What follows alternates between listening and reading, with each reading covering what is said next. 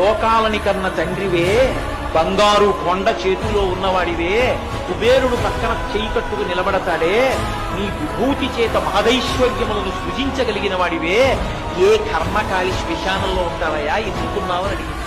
పార్వతి, నా కర్మ కాలి కాదు, నాకు చేత కాక కాదు, నాకు 100 గజాల స్థలం లేక కాదు, ఈ సమస్త భూమండలము నాది, అన్ని బ్రహ్మాండములు నావి. ఎందుకున్నానో తెలుసా? 2 కారణములకు ఉన్నాను.